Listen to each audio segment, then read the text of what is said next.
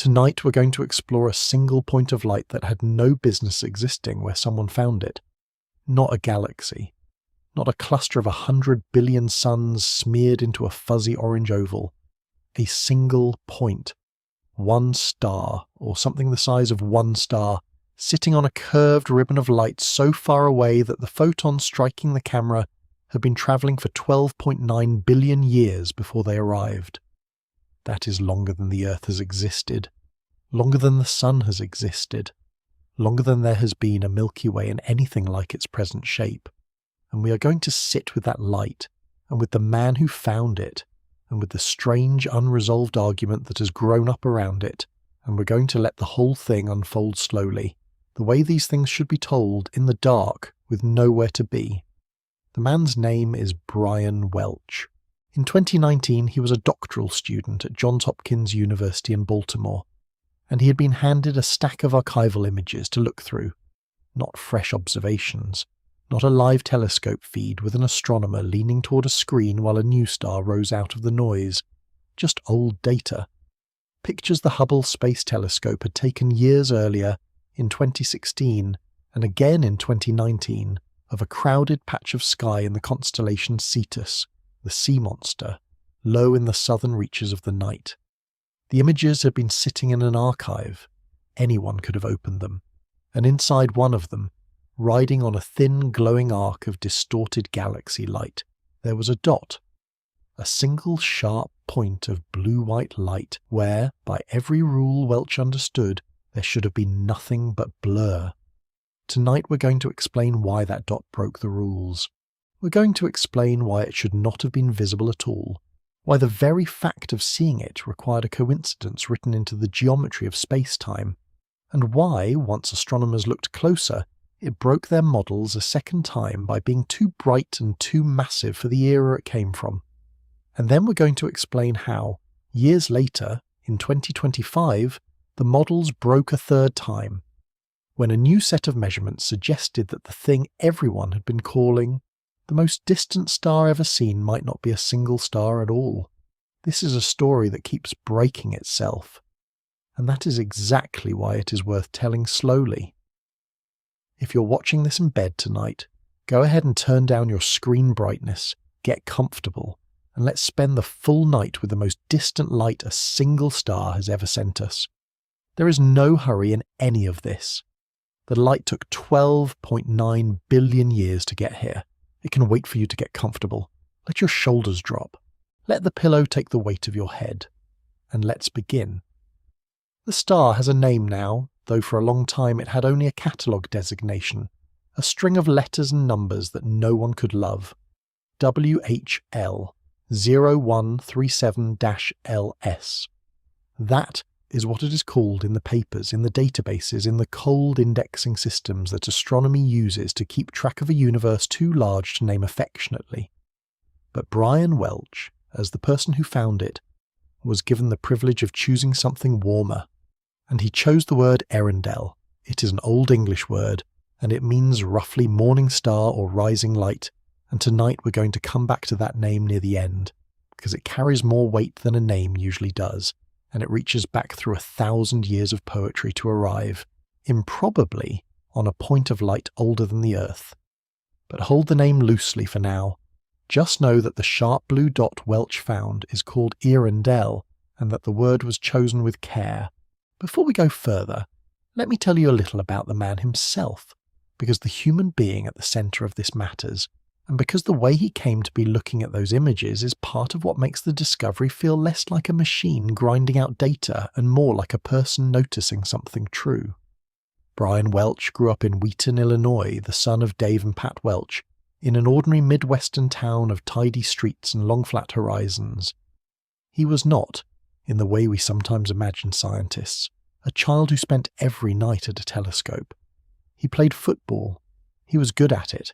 He played through high school, and then he played for 3 years at the University of Chicago, before something pulled him away from the field and toward the sky. He has credited 2 of his high school physics teachers, men named Tom Todd and Jim Stankiewicz, with lighting the spark that turned him toward astrophysics. 2 teachers in a suburban high school planting something in a football player that would, years later, grow into the discovery of the most distant star ever seen. You never know, when you teach someone something, where it will eventually lead. It is worth remembering that, because it is easy to imagine that a discovery like this belongs only to enormous machines and vast institutions, to a billion-dollar telescope and a treasury program spanning hundreds of orbits. And it does belong to those things. But it also belongs to a young man who was assigned, in 2019 by his co-author Dan Coe, to study the RELICS cluster images while he finished his doctoral work at Johns Hopkins. He was given a task. He did it carefully, and in doing it carefully, he saw something no one else had seen, in data that had been available to the entire world for 3 years.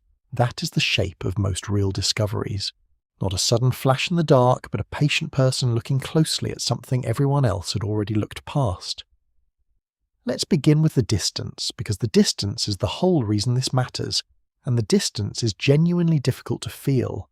You have heard the phrase light year before. It is not a measure of time, though it sounds like one. It is a measure of distance. It is how far light travels in a year, moving at a little over 670 million miles per hour, never slowing, never resting. In a single year, light covers about 5.9 trillion miles. Now hold that number, 5.9 trillion miles, and understand that the light from Earendel has been travelling toward us not for 1 year, but for roughly 12.9 billion of them. By the end of tonight, that number will have stopped being an abstraction and started to feel like a place. 12.9 billion light-years of travel translates, if you insist on writing it out in the smaller units we use for everything close to home, to about 75.8 quintillion miles. A quintillion is a 1 followed by 18 zeros, 75.8 of them. That is the length of the road this light has already travelled, and here is the part that bends the mind gently, if you let it. Because the universe has been expanding the entire time that light was in transit, the actual present-day distance between us and the place where Earendel once shone is not 12.9 billion light-years. It is far larger. The star has been carried away from us by the expansion of space itself for the entire journey.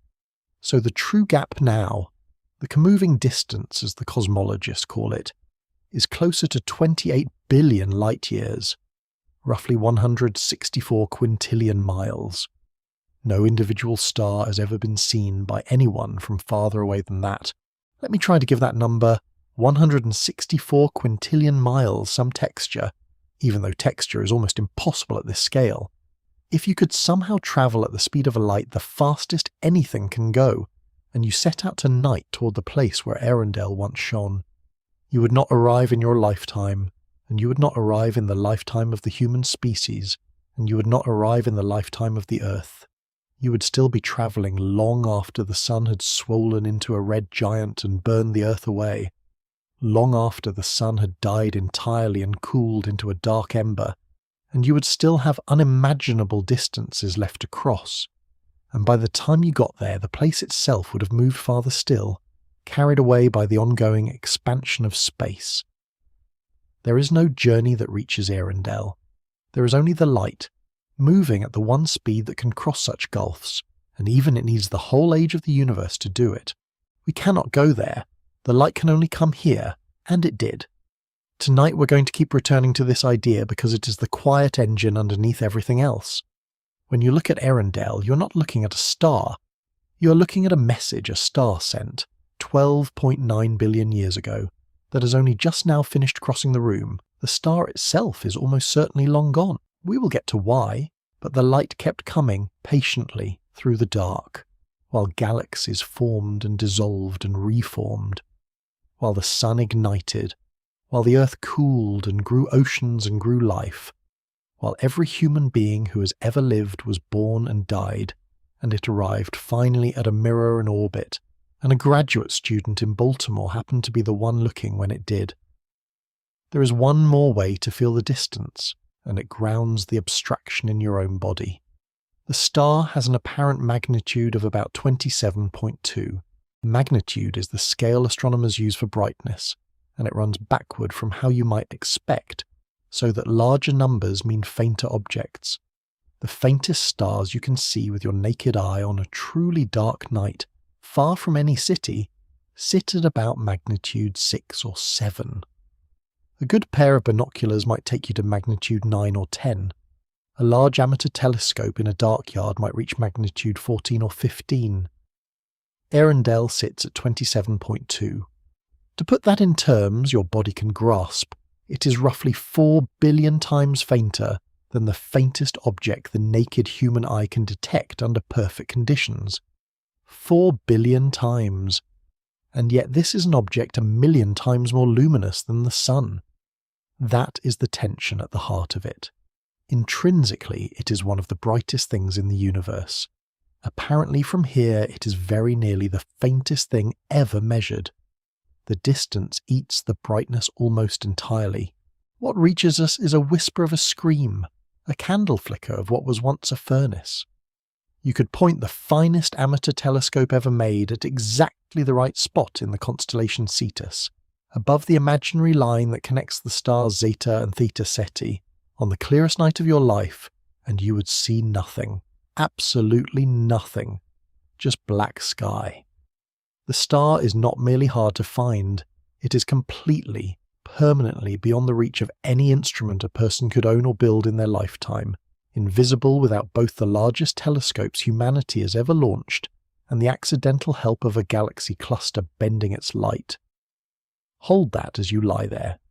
Somewhere above you, in that patch of the sea monster, there is a point of ancient light that no eye and no ordinary telescope could ever catch, and it took a mirror in orbit and a quadrillion suns of gravity to pull it out of the dark. Let's stay with the moment of discovery, because it was not dramatic in the way you might imagine. There was no alarm, no sudden alert. The survey that produced the images was called RELICS, which stands for the Rionization Lensing Cluster Survey, and it was a large, careful, unglamorous program. 188 orbits of Hubble time, led by an astronomer named Dan Coe at the Space Telescope Science Institute, pointed at 41 massive galaxy clusters, chosen because clusters like these have a useful trick, which we will explain in full very shortly. The exposures of the particular field that mattered, a cluster catalogued as WHL0137-08, were taken on the 7th of June 2016, and again in July of that year, and then twice more in November of 2019. The signal that would become Earendel was sitting inside that data the whole time. It was not found in real time. It was found later in the archive by someone looking closely. It is worth understanding, before we go on, what the RELICS survey was actually for, because it was not designed to find stars at all. It was designed to find galaxies. The whole point of pointing Hubble at 41 massive galaxy clusters was to use those clusters as natural telescopes, to let their gravity magnify the faint galaxies of the early universe that lay behind them, galaxies far too dim to see on their own. The survey was a hunt for the earliest galaxies, the smudges from the first billion years, and it found many of them. In the same fields, alongside Earendel, there were candidate galaxies from even deeper in cosmic time, objects at redshifts of 9 and 10, from when the universe was only a few 100 million years old. Earendel was, in a sense, a bonus, an accident inside a survey aimed at something else. The clusters were being used as magnifying glasses for galaxies, and one of them happened to have its sharpest focus fall exactly on a single star inside one of those galaxies. The tool was built for one job, and quietly did a second one no one had planned for. By the end of tonight, you will understand why almost no one expects to find a single star at this distance, and why the more experienced an astronomer is, the more they would have talked themselves out of believing this dot was real. Because at 12.9 billion light-years, you're not supposed to be able to see individual stars. You see galaxies, and even those look like small smudges, faint orange ovals barely distinguishable from the background. A galaxy contains anywhere from tens of millions to hundreds of billions of stars, and at this distance all of them together compress into a fuzzy stroke a few pixels wide. A single star, one star out of those hundreds of billions, should be utterly, hopelessly beyond reach. Its light should be so diluted by distance that no telescope humans have ever built could gather enough of it to register. And yet there it was, sharp, bright relative to its surroundings.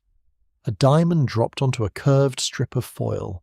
No one predicts, sitting down to review a stack of archival cluster images, that one of them will contain the most distant star ever seen.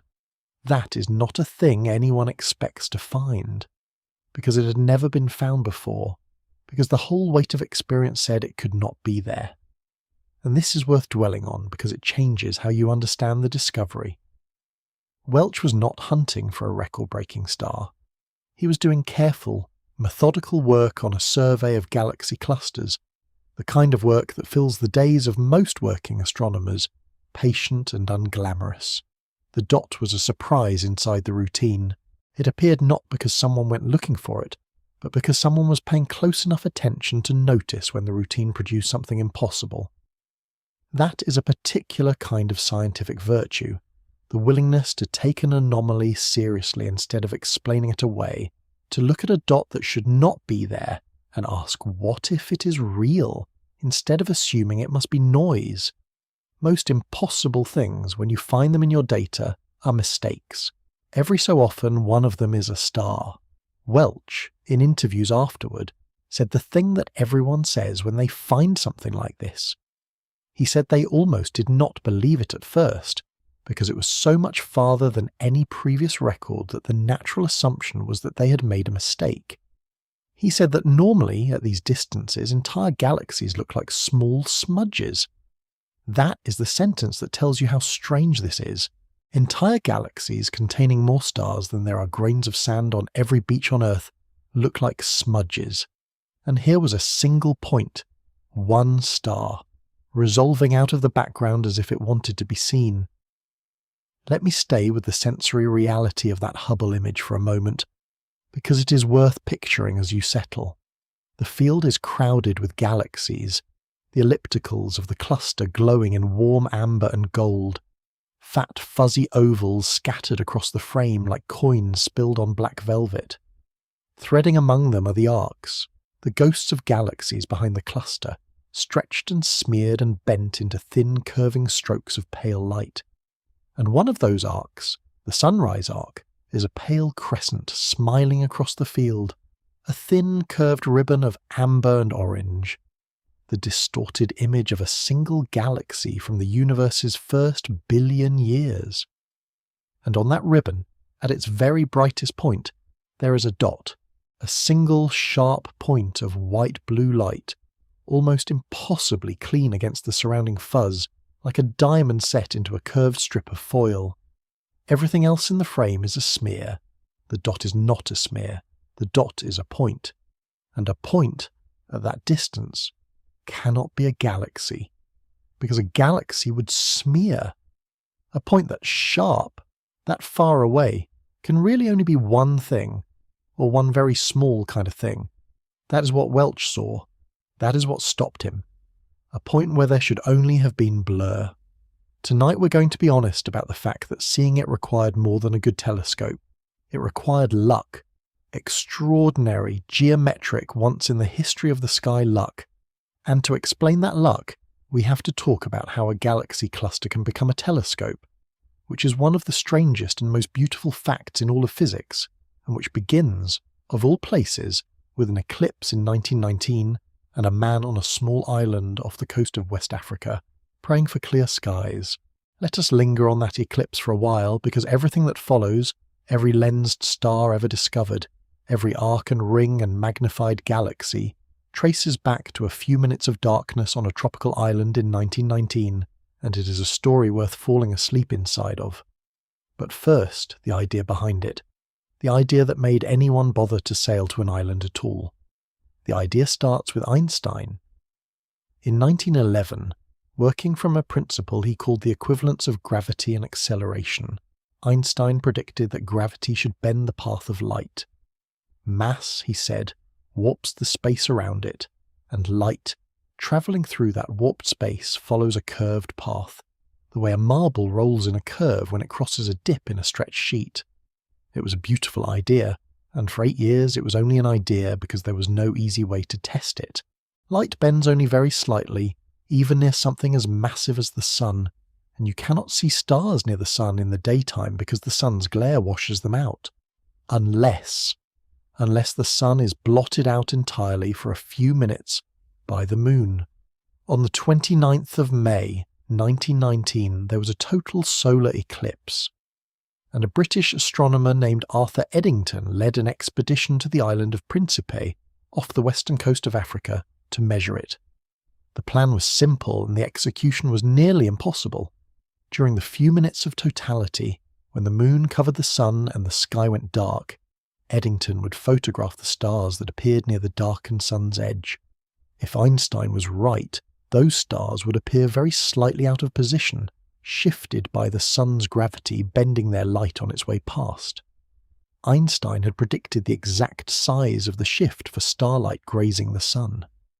About 1.75 arcseconds. An arcsecond is 1/3600th of a degree. This is an almost absurdly small angle, the width of a coin seen from several miles away, and Eddington was proposing to measure it on photographic plates, with a micrometer, on a tropical island during a window of a few minutes, hoping the clouds would part. Picture the scene, because it is one of the quiet turning points in the history of human understanding. A small team of British astronomers, thousands of miles from home, on an island most of the world had never heard of, setting up delicate instruments in the tropical heat, watching the sky for weeks, worrying about the clouds that gather over equatorial islands in the afternoon, waiting for a single event that would last only a handful of minutes and could not be repeated, an eclipse that would not come again for years, that could not be rescheduled, that would either give them their measurement or take it away, depending entirely on whether the sky happened to be clear at the one moment that mattered. They developed their photographic plates by hand. They laid them out and measured the positions of faint stars with a micrometer, a screw-driven measuring device, looking for shifts smaller than the width of a hair held at arm's length. Everything about it should have failed. The weather, the distance, the smallness of the effect, the fragility of the plates. And it did not fail. The clouds did part, barely. And the measurement, when it was made, agreed with Einstein to within about 20%, which was close enough. General relativity was confirmed. Einstein became, almost overnight, the most famous scientist alive, and buried inside that triumph was a fact that would not be fully exploited for another century. If mass bends light, then a large enough mass, arranged just so, could act like a lens. It could gather light from something behind it, bend it, focus it, and make that distant thing appear brighter than it otherwise would. We should give Einstein the credit he deserves and also point out that he did not think this would ever be useful. In 1936, decades after the eclipse, he published a short note about the possibility that one star could act as a lens for another star behind it, brightening it. And in that same note, almost dismissively, he wrote that there was no great chance of ever actually observing this phenomenon. The alignments required, he thought, would be too rare, too precise, too fleeting. He was right about the precision. He was wrong about the chance, because he was thinking about single stars lensing single stars. He was not thinking about what happens when the lens is not a star but an entire cluster of galaxies containing the mass of nearly a quadrillion suns. And there is a beautiful irony buried in the story, one worth pausing on. Einstein doubted that lensing would ever be observable because he was imagining stars as lenses, and he was right that a single star is a poor lens, too small, too rarely aligned. He simply could not have imagined, in the 1930s, that astronomers would one day map the mass of entire clusters of galaxies, that they would understand the invisible dark matter that gives those clusters most of their weight, that they would build telescopes capable of catching the faint arcs the clusters produce. He was working with the wrong lens in his mind. The universe had provided a far better one, made not of one star but of trillions, plus the dark matter that dwarfs even them. The phenomenon he thought would never be seen has become one of the most productive tools in all of astronomy. a way of using the universe's own mass as a telescope humans never had to build. He was wrong in the most wonderful way a scientist can be wrong. Wrong about the limits of what would be possible, in a direction that made the universe more generous than he expected. No one predicts, when they first learn about gravitational lensing, just how much mass a galaxy cluster contains. The cluster that would make Earendel visible, WHL 0137-08, sits at a redshift that places it about 5.9 billion light-years from Earth. Roughly the halfway point between us and Earendel, which is a detail worth pausing on, because it means the lens is almost perfectly positioned, and this cluster is enormous. It is the 31st most massive cluster in a catalogue compiled from the Planck satellite survey of the whole sky, and its total mass, the mass of all its galaxies and gas and dark matter combined, is estimated at about 8.9 times 10 to the 14th solar masses, nearly a quadrillion times the mass of the Sun, a 1 followed by 15 zeros in units of the Sun. By the end of tonight you will have a feel for what that much mass does to the space around it. It does not merely bend light a little, the way the Sun bends it by 1.75 arcseconds. It warps space-time so profoundly that light from objects far behind the cluster is deflected, distorted, split into multiple images and dramatically amplified. If you look at an image of a cluster like this, you see the golden elliptical galaxies of the cluster itself, and then, threaded around them, you see arcs, thin, curving streaks of light. Those arcs are galaxies that lie far behind the cluster, whose light has been stretched and smeared by the cluster's gravity into long curving strokes. Some of them are bent so completely that they form nearly full circles, which astronomers call Einstein rings, in his honour, for the man who predicted the bending and doubted it would matter. Now let's begin.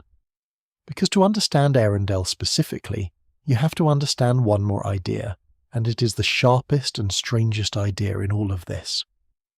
Within the region where a cluster is bending light, there are certain lines in the sky where the magnification becomes extreme.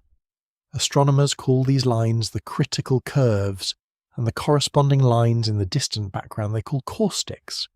You have seen a caustic before, though you did not know its name. When sunlight passes through the curved surface of a glass of water and lands on the table, and you see those bright, wavering lines of concentrated light dancing on the surface, those bright lines are caustics. They are places where the light rays, bent by the curved glass, all pile up together. The light there is concentrated, folded, brightened. Let us stay with that kitchen table image a moment longer, because it is the most useful picture you can carry into this whole subject. The next time you hold a glass of water up to a window, or watch the bottom of a swimming pool on a bright day, look at those bright, wavering lines that dance and shift across the surface. That is a caustic. That is light being folded by a curved surface and piling up along certain lines, brighter there than anywhere else. The gravity of a galaxy cluster does exactly the same thing to the light of the distant universe. It is a lens of space-time instead of a lens of glass, and its caustics are lines drawn across the deep sky where the light of whatever lies behind piles up and brightens. The bottom of a swimming pool and the edge of the observable universe run on the same geometry. That is the kind of thing that should make you feel very small and very calm at the same time. A gravitational lens does the same thing, on a cosmic scale. Along the critical curve, the magnification of a background object becomes, in theory, for a perfect point of light sitting exactly on the line, infinite. In practice it is not infinite because nothing is a perfect point and the geometry is never quite perfect, but it can become enormous, thousands of times. And this is the key that unlocks Earendel. A galaxy is large. It spans thousands of light years. It is too big to fit neatly onto the razor-thin caustic line, so it gets stretched into an arc, brightened by a modest factor, and that is enough to see it, because a galaxy is already bright. But a single star is unimaginably smaller. On the sky, a single star at this distance is perhaps 1 billion times smaller than the galaxy that contains it. To see a single star, the caustic has to run precisely across it. The star has to sit almost exactly on the line where the magnification spikes toward infinity. Move the star a hair's width on the sky, 1/1000th of a degree, and it drops off the caustic and vanishes completely back into the dark. Tonight we're going to call this what it is, which is a miracle of alignment, though not a supernatural one. It is a miracle written entirely in geometry.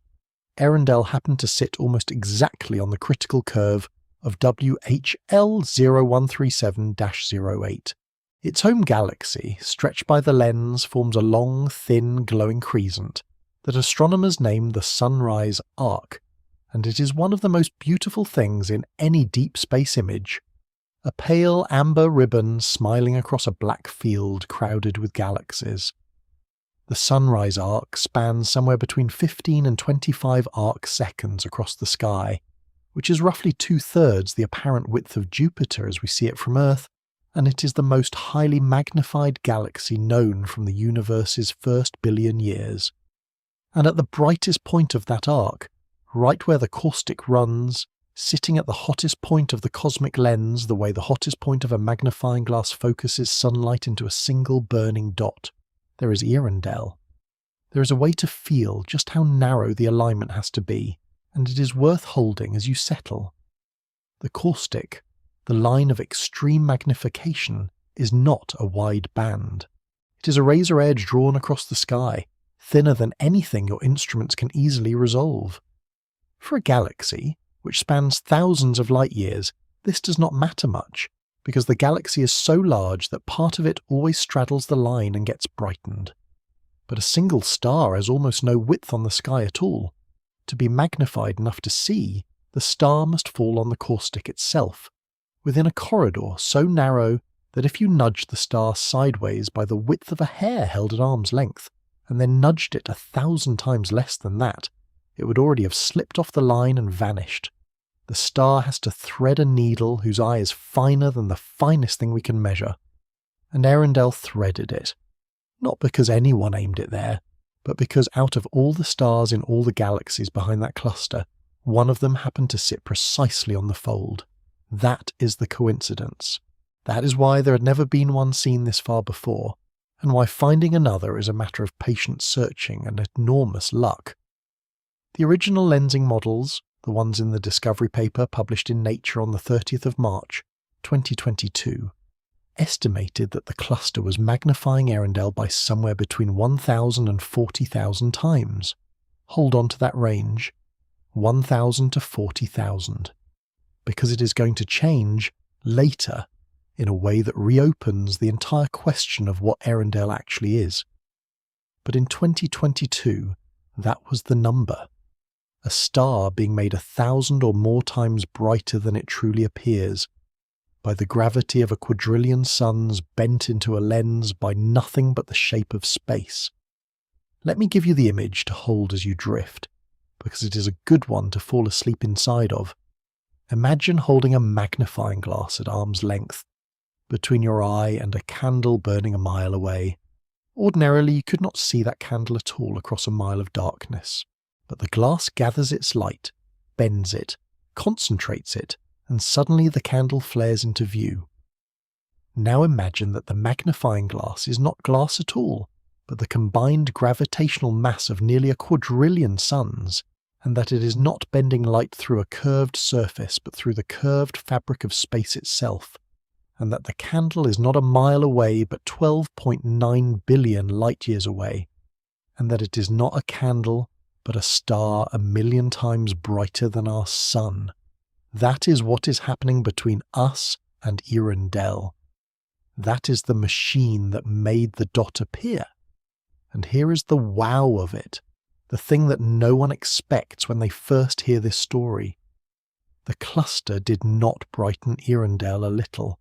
It brightened it by a factor that, in the best models of the time, was pushed to a lower limit of more than 4,000.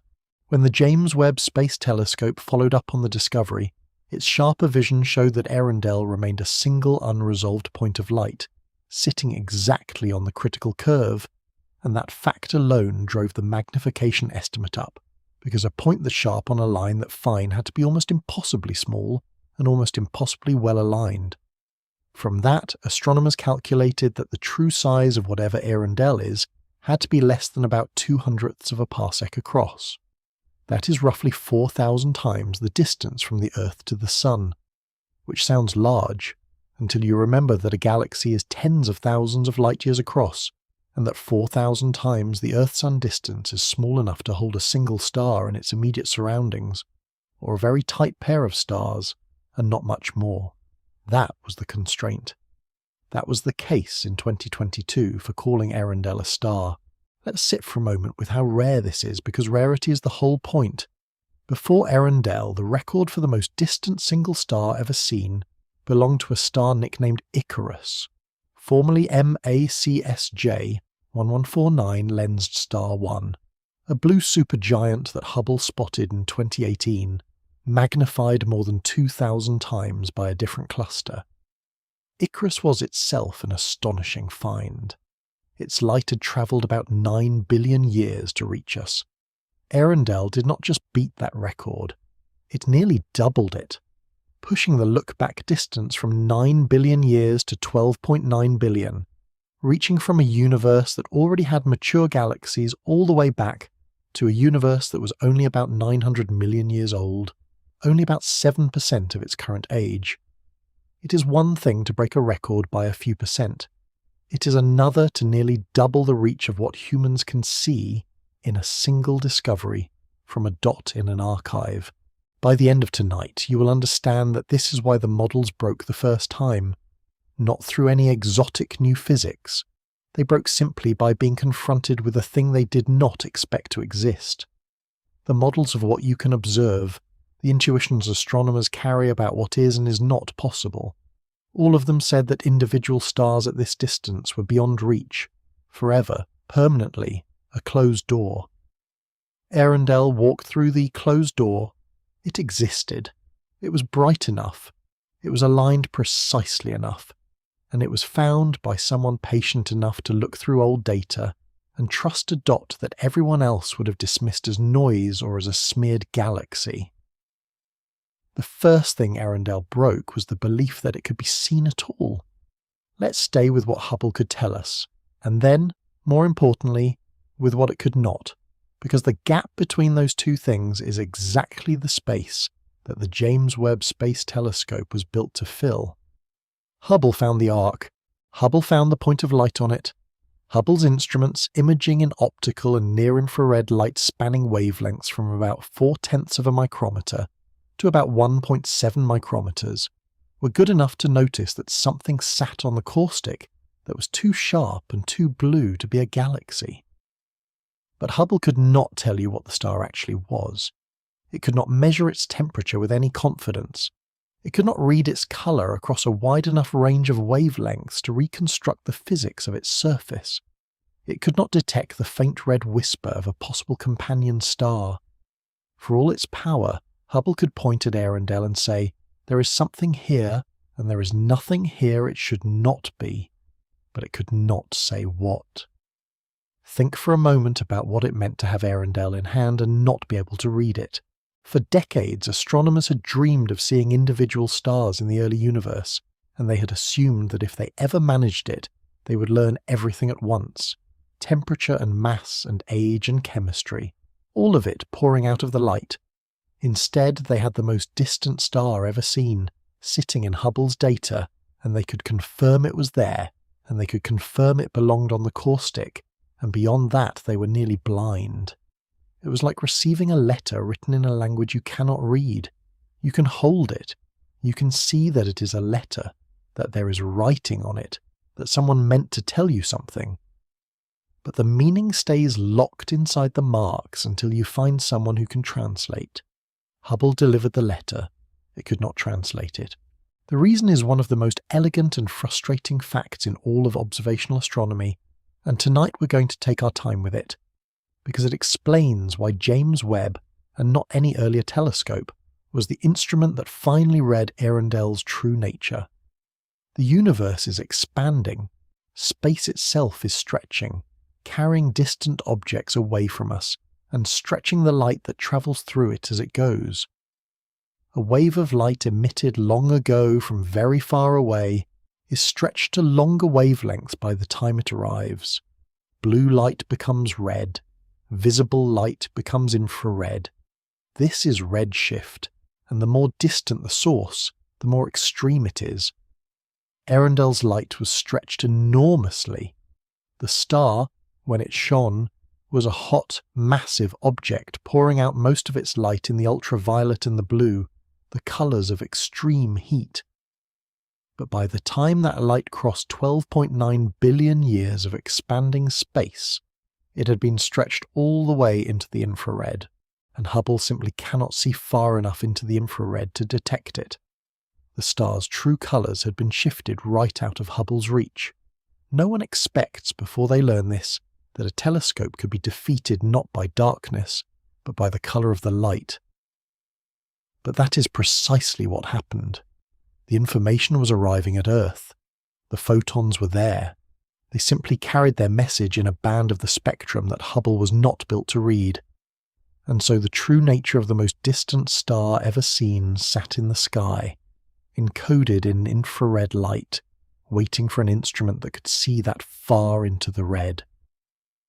Let us give the telescope itself a moment of attention, because it is one of the most remarkable machines human beings have ever made, and it was built, in a sense, for exactly this kind of light. The James Webb Space Telescope took decades to design and build and launch, at enormous cost and enormous risk.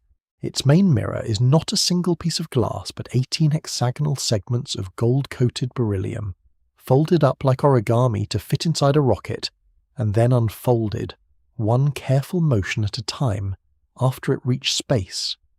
It carries a sun shield the size of a tennis court, 5 gossamer-thin layers that keep the telescope's cold side shaded from the sun, because to see faint infrared light, the telescope itself must be kept extraordinarily cold, colder than almost anything in the natural universe nearby.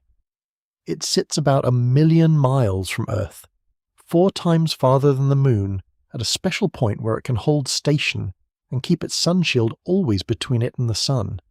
Every one of those design choices, the folding mirror, the enormous shade, the deep cold, the distant orbit, exists to do one thing: to catch faint, ancient, redshifted infrared light from the early universe.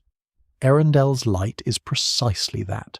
In a real sense, this telescope was built for objects like Earendel before anyone knew Earendel existed. That instrument was the James Webb Space Telescope. Webb is an infrared telescope by design.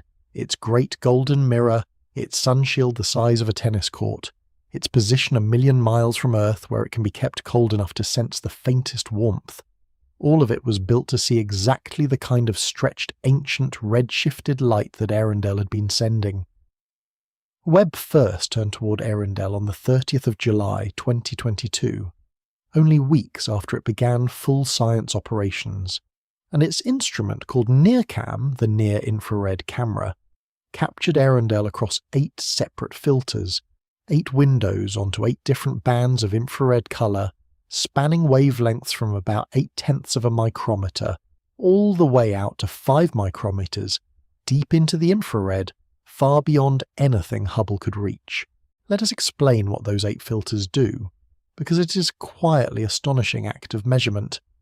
Each filter lets through only a narrow slice of the spectrum. Take an image through one filter, and you learn how bright Earendel is at that particular colour. Take another, and you learn its brightness at another. Do this 8 times across 8 bands, and you have 8 points that together sketch out the shape of Earendel's spectrum, its rainbow, the distribution of its light across colour. And the shape of that curve is a fingerprint of temperature. A hotter object peaks bluer. A cooler object peaks redder. By reading the shape, Webb could take the temperature of a star 12.9 billion light-years away, a star so distant and so small that it registered as a single pixel, one point of light with no width at all. Webb reconstructed a rainbow for a single pixel and read the heat inside it. It is worth appreciating how strange and quiet an act of measurement this really is. There is no ruler you can lay against a star. There is no thermometer you can dip into it. Everything we know about the temperature of any star, near or far, we know from its colour, from the way it distributes its light across the spectrum. A cool star pools most of its light toward the red end. A hot star pushes it toward the blue and beyond into the ultraviolet. This is the same physics you see in a piece of iron heated in a forge. First it glows a dull red.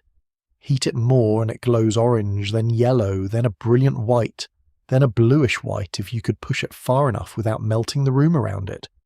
Colour is temperature made visible, and a star is just an enormous ball of that same glowing matter, so its colour tells you how hot its surface is.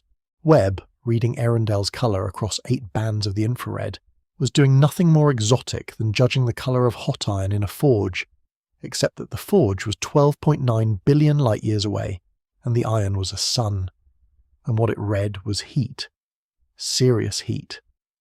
The fitting of Earendel's spectrum under the assumption that it is a single star yielded a surface temperature somewhere in the range of 13,000 to 16,000 Kelvin. To feel that number, hold up the Sun as a comparison. The surface of the Sun is about 5,778 Kelvin, which is roughly 10,000 degrees Fahrenheit, already hot beyond any furnace on Earth. Earendel's surface, at the low end of the estimate, is more than twice that. At 16,000 Kelvin, its surface is around 28,000 degrees Fahrenheit. Some estimates push higher still, to at least 20,000 Kelvin, which would place its surface temperature above 35,000 degrees Fahrenheit. This is not a warm golden star like the Sun. This is a fierce blue-white star, so hot that most of its light pours out not in the visible band at all, but in the ultraviolet, invisible to human eyes, the colour of an arc welder scaled up to the size of a sun and then made 100 times fiercer. NASA, describing it plainly, called Earendel a massive B-type star, more than twice as hot as our Sun, and about 1,000,000 times more luminous. Hold that word luminous, because it is where the story starts to strain against the models a second time. The total energy Earendel pours out every second, summed across every wavelength, was estimated at somewhere between roughly 630,000 and as much as 4,000,000 times the output of the Sun, 1,000,000 suns of light or more streaming out of a single object. That is not a comfortable number. Stars at the very top of that luminosity range belong to a rare and violent class called luminous blue variables, the most intrinsically brilliant stars known anywhere in the modern universe, stars that live on the edge of tearing themselves apart with their own radiation. By the end of tonight you will understand why 1,000,000 sun luminosity, so early in the history of the universe, is a problem worth losing sleep over, or rather, a problem worth gently falling asleep to. But before we get to the deep problem, Webb had one more secret to reveal, and it is the kind of thing that makes you understand why people give their lives to this work. Because when astronomers looked carefully at Earendel's colours across those 8 filters, the light was slightly redder than a single hot blue star should produce. Not much, but enough. The total glow carried a faint warmth that a pure blue star could not account for, and the most natural explanation for that extra red was a second star, a cooler, redder companion, orbiting alongside the bright one, adding its own softer light to the mix. Let us sit with that companion for a while, because it is a ghost, and a beautiful one. Webb could not see it directly. It is not resolved. It is inferred, deduced entirely from the fact that the combined light is a little too red. But if it is real, then Earendel is not one star, but 2. A hot, brilliant blue star, and a cooler, redder partner bound together in a slow orbit. And this companion had been invisible for the entire history of astronomy, for a very specific reason. Its light, being redder to begin with, had been stretched by the expansion of the universe even further into the infrared, so far into the infrared that no instrument built before Webb could detect it at all. A star's companion, hidden for 12.9 billion years, not by distance alone, but by the physics of an expanding universe, revealed by a few weeks of observation from a cold telescope 1,000,000 miles from Earth. That is what Webb found in the red edge of a single pixel. Let's let ourselves imagine standing near it, even though standing near it is impossible in every sense.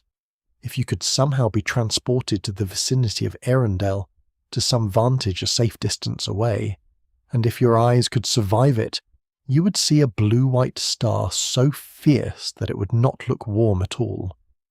We think of stars as warm because we know the sun, which is a comfortable golden yellow, the colour of a candle or a hearth. Earendel would be nothing like that. It would be hard and cold in hue, the colour of the very hottest part of a flame, the colour at the base of a gas burner, scaled up to fill a portion of the sky and made 1,000,000 times brighter.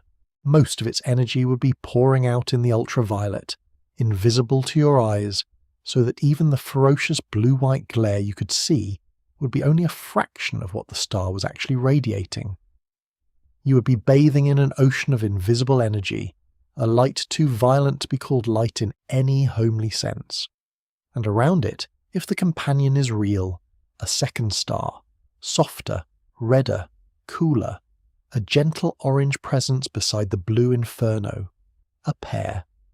One fierce and one calm, circling each other in the dark, 12.9 billion years ago.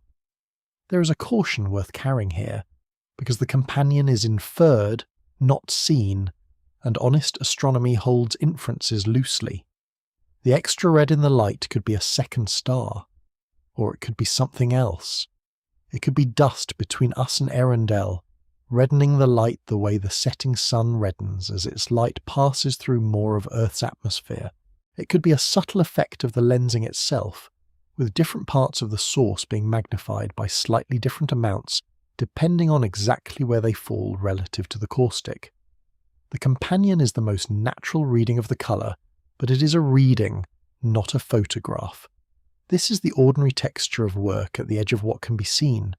You gather what light there is, you fit it as best you can, you name the most likely explanation, and you keep in your mind, always, the other explanations that the data cannot yet rule out. The companion is probably there, it may not be, and both of those can be true at once, held gently until better data arrives. When astronomers modelled that pair, one version of the fit placed the hot component at about 34,000 Kelvin, around 61,000 degrees Fahrenheit, a compact and searing star only 23 times the radius of the Sun but blazing with over 600,000 times its light. And the companion, cooler at about 9,000 Kelvin, was swollen far larger, some 184 times the radius of the Sun, glowing with a couple 100,000 solar luminosities of softer, redder fire. Two stars, one fierce and one gentle, locked together, their combined light crossing the entire age of the universe to arrive slightly redder than either of them alone would suggest. No one predicts when they set out to measure a single distant dot that they will find a hidden second star folded inside the colour of the light. But that is what patient measurement does. It pulls the invisible out of the visible, and in the same field, in the same arc, Webb found more.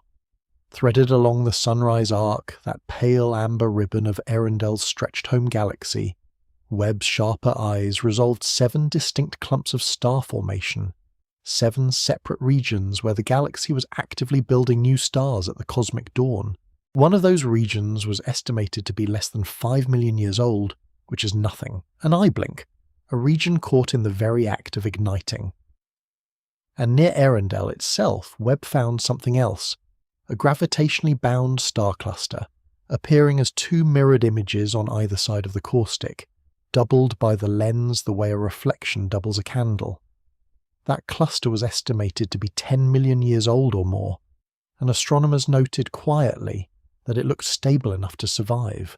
Stable enough, in fact, that it might persist all the way to the present day, which means that in the same image where Earendel sat, Webb may have been looking at the newborn ancestor of one of the ancient globular clusters that still orbit galaxies now, 13 billion years later.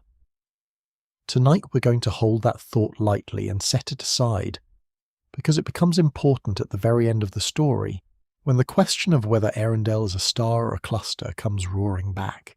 For now, just notice how much was hiding in one arc of light.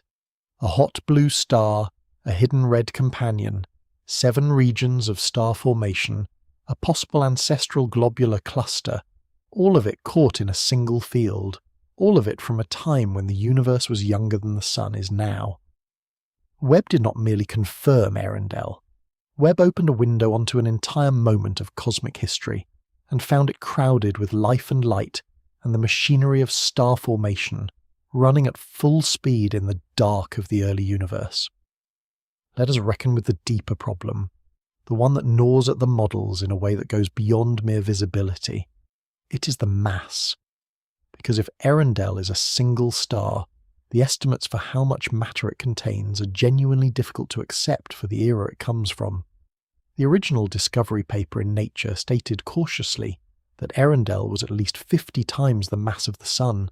The later analysis, drawing on Webb's data, opened the range much wider, from 20 solar masses at the low end all the way up to 200 solar masses at the high end.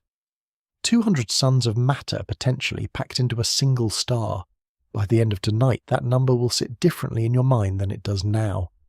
Because 200 solar masses is not merely a large star, it is near the theoretical ceiling for how massive a star can be at all. The most massive confirmed star in the entire modern universe, a monster called R136A1, sitting in a dense cluster in the Large Magellanic Cloud, one of our nearest neighbouring galaxies, is estimated at around 215 solar masses. It is the current record holder, the heaviest single star we have ever weighed, and Earendel, if it is a single star at the top of its estimated range, potentially rivals it, which would mean that one of the 2 most massive stars ever measured is not a nearby object we can study in detail, but a dot at the very edge of the observable past, shining from a universe only 900 million years old. A star of 100-200 solar masses is not simply a bigger version of the Sun. Let us be precise about this, because the difference is not one of degree but of kind. In the Sun, the outward pressure that holds the star up against the crushing weight of its own gravity comes mostly from the pressure of hot gas. But in a star of 100 solar masses, the core is so hot, hundreds of millions of degrees Fahrenheit, that the dominant outward force is no longer gas pressure but radiation pressure, the sheer physical push of the light itself streaming outward. The star is held together, barely, by the pressure of its own light, and its outer layers are so loosely bound that they blow away constantly in fierce stellar winds. The Sun loses about 1 solar mass to its solar wind every 100 trillion years, a rate so slow it is almost meaningless. A 100 solar mass star can shed an entire solar mass in as little as 100,000 years. It is a star in the act of losing itself, boiling off into space even as it burns, and its size, if it is a single star, is difficult to hold in the mind. The estimates put its radius somewhere between about 100 and 400 times the radius of the Sun. The Sun's radius is about 432,000 miles, already a number that means nothing to a human body. Multiply that by 100, by 200, by nearly 400, and you're talking about a star whose radius could stretch from where the Sun is to well past where the Earth orbits. A star that, if placed at the centre of our own solar system, might swallow the inner planets whole. That is the scale of the object, or one of the objects, that made the point of light on the caustic. Not pinpoint. Not the small bright thing it appears to be. A distended, radiation-bloated giant, held together barely against its own light, tens of millions of miles across, shining with the output of 1,000,000 suns, and appearing to us, across the width of the universe, as a single dimensionless dot. And such a star does not live long. This is the fact that reaches back and touches everything we have said about the light travelling 12.9 billion years to reach us. The Sun will live for about 10 billion years, a long, patient, stable life. A star of 100 to 200 solar masses burns through its fuel so ferociously that it lives, at most, a few million years, perhaps as little as 1 million. It flares into existence, blazes with the light of 1,000,000 suns, and then, in a geological blink, it dies. Which means that Earendel, whatever it was, has been dead for almost the entire 12.9 billion years that its light has been travelling. The star exploded billions of years before the Earth formed. We are not seeing a star. We are seeing the last light of a star that ended before there was a sun to end it in comparison to. The light outlived the star by an amount of time longer than the age of our planet. No one expects, when they look at a photograph of a star, to be told that the star is not there, that it has not been there for longer than the Earth has existed, that they are looking at a ghost of light with no body behind it. But that is the honest situation with Earendel. The photograph is real. The light is real. The star is gone. What we call Earendel is a memory the universe kept, folded into a beam of light, magnified by a lucky lens, and delivered to a camera 13 billion years too late for us to ever have seen the star alive. There is a further strangeness to a star of this mass, and it is one of those facts that rearranges how you picture a star at all. In the sun, and in ordinary stars, a star holds itself together comfortably. Gravity pulls inward, the pressure of hot gas pushes outward, and the two balance in a stable, patient equilibrium that lasts billions of years. But a star of 100 or 200 solar masses lives permanently on the edge of that balance failing. Its own light is so intense that the outward push of radiation nearly equals the inward pull of gravity, and the star teeters, barely bound, shedding its outer layers, flaring and pulsing, sometimes erupting in enormous outbursts that throw off great shells of gas. The most massive stars we can study nearby, the ones called luminous blue variables, do exactly this. They are stars that cannot fully hold themselves together, that live in a constant low-grade crisis of self-destruction, brightening and dimming and blowing away pieces of themselves as they go. If Earendel is a single star at the top of its mass range, then the point of light on the caustic was an object like that, an unstable titan on the edge of coming apart, caught and magnified, and delivered to us across the width of time. Here is where the models strain, and tonight we're going to lay it out slowly, because it is the intellectual heart of the whole story. When astronomers model how stars form, they use something called the initial mass function, and it describes how many stars of each mass are born in a given cloud of collapsing gas. In the modern universe, this function is heavily weighted towards small stars. For every single monster of 200 solar masses, billions of ordinary sun-like stars form, and even more red dwarfs smaller than the Sun. Big stars are rare. Small stars are common. That is the rule the modern universe follows, and it is well measured. But the early universe was different, and the models predicted it would be. In the very first star-forming clouds, the gas was almost pure hydrogen and helium, with essentially none of the heavier elements that astronomers, in their particular vocabulary, call metals. And metals matter enormously for how gas cools. When a cloud of gas collapses under gravity, it heats up, and that heat pushes back against the collapse. To keep collapsing, to keep fragmenting into small dense clumps that become individual stars, the gas has to shed that heat, has to radiate it away. Metals are extraordinarily good at radiating heat away. They give the gas many channels to cool through. But primordial gas with no metals cools poorly, sluggishly, relying only on hydrogen and helium, which are inefficient at the job. And gas that cools poorly does not fragment into small clumps. It stays hot, stays large, and collapses into fewer, bigger stars. So the models predicted that the initial mass function of the early universe should be top-heavy, tilted toward large masses, producing far more of the massive monsters than the modern universe ever does. By the end of tonight, you will see why Earendel is both consistent with this prediction and at the same time an uncomfortable data point. It is consistent in the sense that a massive early star is exactly what a top-heavy mass function should produce. But it is uncomfortable because Earendel, if it truly reaches 200 solar masses, sits at the extreme upper end even of the top-heavy models. It is not just massive, it is nearly as massive as a star can physically be, and it is a single observation. One data point cannot confirm the shape of an entire distribution. You cannot draw a curve through one point, but you can be surprised by one point, and astronomers were surprised because the models did not obviously demand a star this extreme, and here one was, or here something star-like was, shining from the cosmic dawn. We should be fair to the models, because it would be easy to make them sound broken in a way that suggests carelessness, and that is not the situation. The models were not wrong so much as untested. For most of the history of astronomy, our theories of how stars form in the early universe had almost no direct observations to check themselves against. We could study nearby star formation in detail, in our own galaxy and its neighbours. We could study distant galaxies as smudges, learning their overall properties but never their individual stars.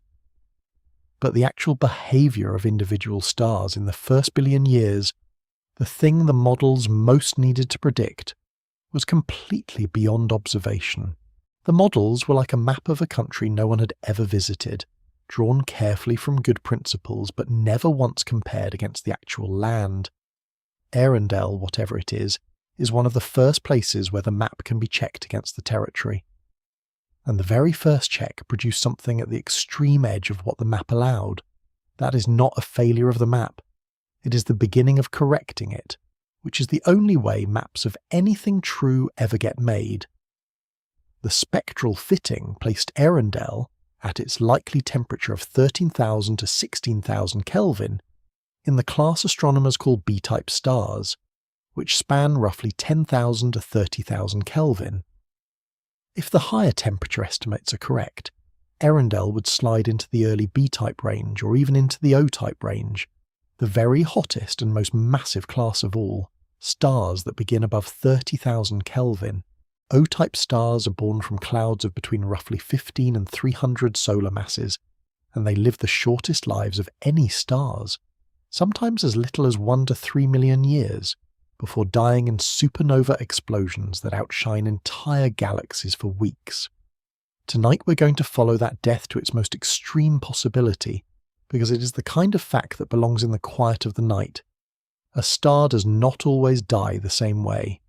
A modest star like the Sun ends gently, swelling into a red giant and then shedding its outer layers into a soft glowing shell, leaving behind a slowly cooling ember. A more massive star collapses and explodes as a supernova, leaving behind a dense neutron star or a black hole. But in a very specific mass range, somewhere between roughly 140 and 300 solar masses, a star meets a stranger fate entirely. Its core becomes so hot that the radiation inside it begins converting into pairs of particles and antiparticles, matter and antimatter conjured out of pure energy. And this conversion robs the core of the pressure that was holding it up. The core suddenly collapses, ignites in a runaway thermonuclear detonation, and the star tears itself completely apart in what is called a pair instability supernova. And this is the extraordinary part. This explosion is so total, so complete, that it leaves nothing behind. No neutron star, no black hole, no remnant of any kind. Every atom of the star is scattered into space. The star does not merely die, it erases itself. There is a stranger fact still, for the very heaviest stars, and it belongs in the deep quiet of the night. A massive star that dies in an ordinary supernova at least leaves something behind. A neutron star, a city-sized ball of matter so dense that a spoonful of it would weigh as much as a mountain. Or a black hole, a region where gravity has closed over completely and no light escapes. Those are the usual gravestones of a massive death. But in that special range between roughly 140 and 300 solar masses, there is no gravestone at all. The pair instability supernova we described leaves nothing. And this means that if Earendel was in that range, the object had a kind of totality to its ending that almost nothing else in the universe shares. It did not become anything.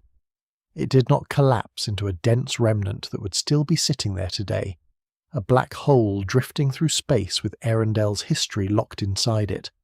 It simply came apart entirely into expanding gas and light, and the gas dispersed and cooled and became part of other things, and the light set out across the universe, and that light is the only piece of it that still exists in any recognizable form. The star did not leave a body.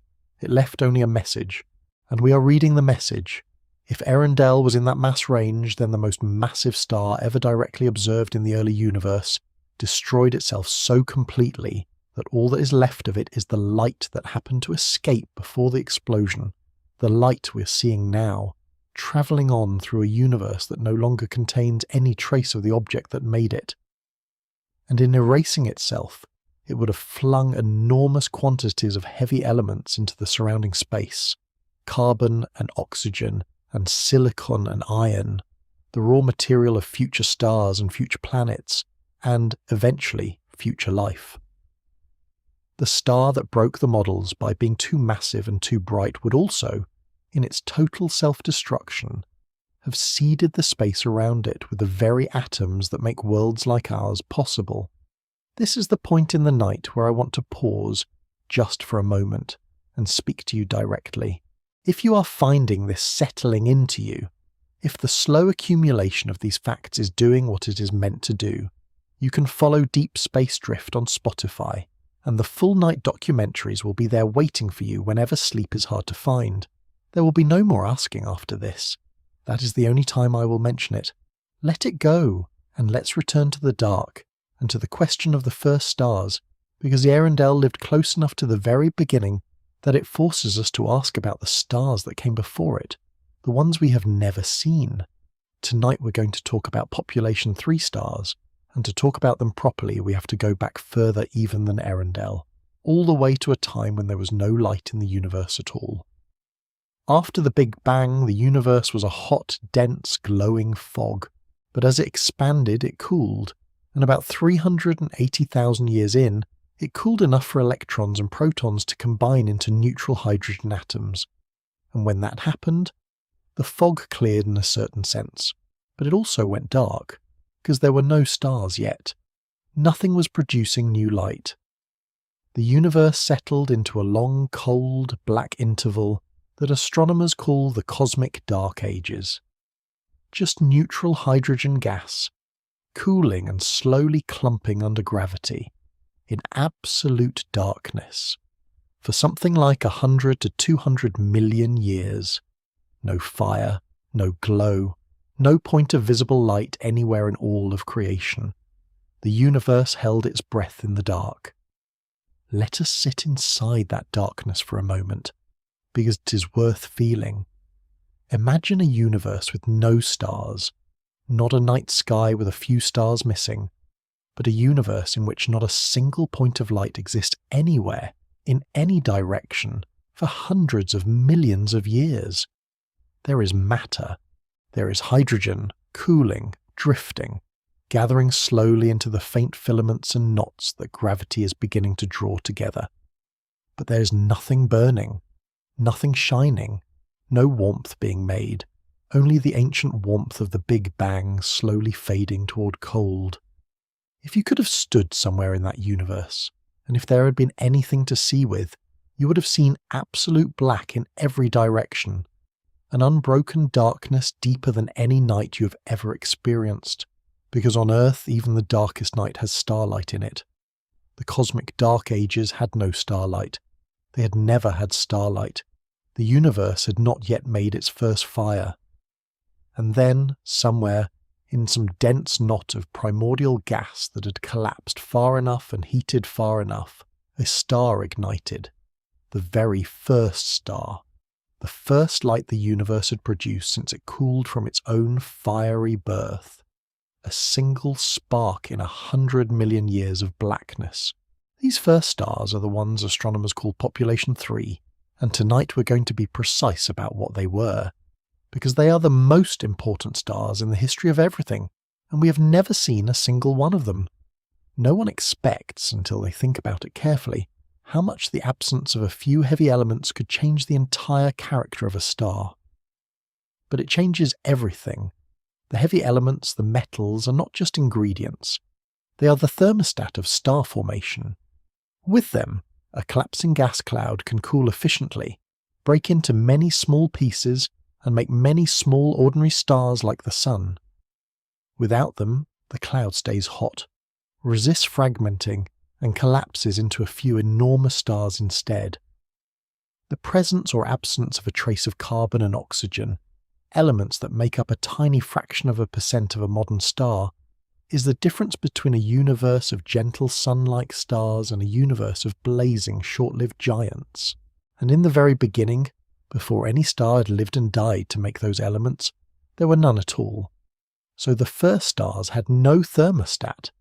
They could only be giants. It was not a choice. It was chemistry. Population 3 stars formed from gas that was purely primordial, roughly 75% hydrogen and about 25% helium by mass, with only the faintest trace of lithium and beryllium and nothing heavier. No carbon, no oxygen, no iron. In the language of astronomy, they were metal-free, containing none of the elements heavier than helium, and because they had no metals to help their birth clouds cool and fragment, exactly the process we described before, they formed as titans. The early simulation suggested they could reach several hundred, even 1,000 solar masses.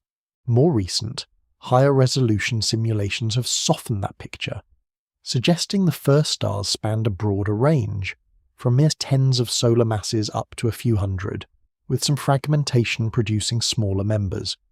But whatever their exact distribution, they were on average enormous and searingly hot, and extraordinarily short-lived. By the end of tonight, you will appreciate just how different these first stars were from anything we can see today. A population 3 star of 100 solar masses would reach a surface temperature of about 100,000 Kelvin. That is roughly 179,000 degrees Fahrenheit, 17 times hotter than Earendel's estimated surface. So hot that it would pour out nearly all of its light in the ultraviolet, a violent invisible fire, harsh and blue-white beyond anything the human eye is built to perceive. And it would live at 100 solar masses only a few 100,000 years. A 60 solar mass member might last less than 1 million. These were not stars that aged. They were stars that flared and died almost in the same instant, on the scale of cosmic time. There is a detail about the Ryanization of the universe that deserves a slow moment, because it connects the first stars to Earendel across a gap of only a few 100 million years. When the first stars burned their bubbles of clarity into the hydrogen fog, those bubbles did not clear the universe all at once. It was a slow, uneven process, patchy and gradual, taking hundreds of millions of years to complete. For a long stretch of cosmic history, the universe was a mixture, some regions already cleared and transparent, others still full of neutral fog. Earendel's light was emitted right in the middle of that transition, when the clearing was well underway but not yet finished, and so Earendel's light, on its way out of its own era, had to pass through the last of the fog, through regions still partly opaque, before it reached the clear, transparent universe through which it would travel for the remaining billions of years. The light we catch is light that escaped the fog just as the fog was lifting. A little earlier, and it might have been absorbed. A little later, and the star might already have been gone. It threaded not only the needle of the caustic, but the narrow window of a universe just becoming clear enough to see across. And when they died, they seeded the universe with everything. The first carbon, the first oxygen, the first silicon and the first iron, forged in the nuclear furnaces of the first stellar cores, and then blasted outward in the first supernovae. Every atom of every heavy element in your body, the calcium in your bones, the iron in your blood, the oxygen you're breathing as you lie there in the dark, traces back, ultimately, through generations of stars, to those first population 3 supernovae that enriched a universe that had contained nothing but hydrogen and helium. The first stars made the ingredients for everything that came after. And we have never seen one. We should be honest about that failure, because it is one of the great unfulfilled quests of modern astronomy. despite decades of searching, no population 3 star has ever been directly and definitively confirmed. Not one. The most metal-poor stars we have found in our own Milky Way, the extraordinarily ancient objects that astronomers call extremely metal-poor stars, still contain detectable traces of heavy elements, meaning they formed from gas that had already been polluted by an earlier generation. They are old, but they are not the first. The truly metal-free stars, the actual firstborn, remain hypothetical. We have never held one in the crosshairs of a telescope and said, "There, that one, that is a star made of nothing but the raw hydrogen and helium of the Big Bang." So the natural question, the one that arrived the moment Earendel was announced, was whether Earendel itself might be one of them. Might this most distant of all stars, shining from only 900 million years after the beginning, be an actual population 3 star, a firstborn caught in the act? There is even a paper published shortly after the discovery that modelled exactly this probability, and the honest answer, the careful answer, is almost certainly not. Earendel is too cool to be a typical population 3 star. Its estimated 13,000 to 16,000 Kelvin is nowhere near the 100,000 Kelvin expected of a massive metal-free star, and the later spectroscopic measurements, which we will come to, suggested that Earendel, or whatever Earendel is made of, contains metals, up to about 10% of the Sun's metal content. Very metal-poor, yes, but not metal-free. Which places it not in population 3, but in population 2, the second generation, formed from gas that the first stars had already begun to enrich. We can hold both of those truths at once, because the disappointment and the wonder live side by side. Earendel is probably not a firstborn, but it lived close enough to the firstborn in time that it formed from gas the first stars had polluted with their deaths, only a few 100 million years earlier. It is a grandchild of the very first fire.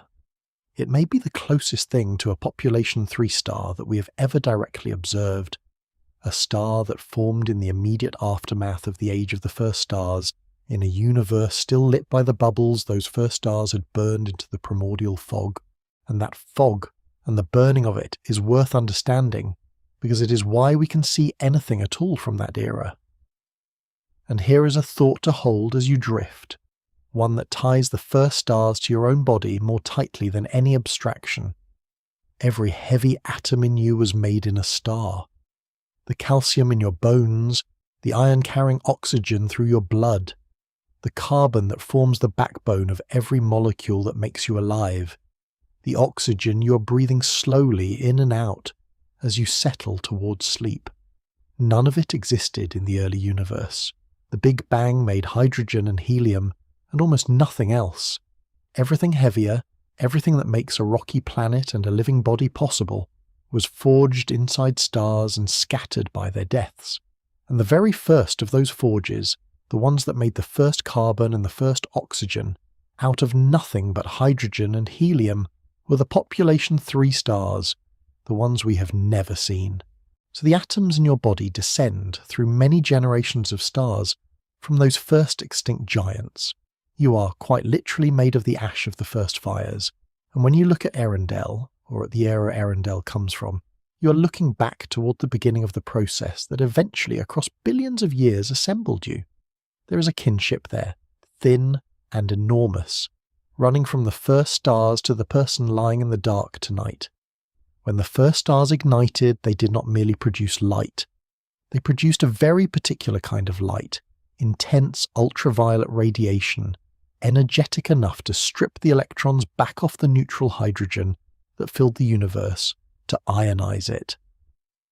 An ionized hydrogen is transparent in a way that neutral hydrogen is not.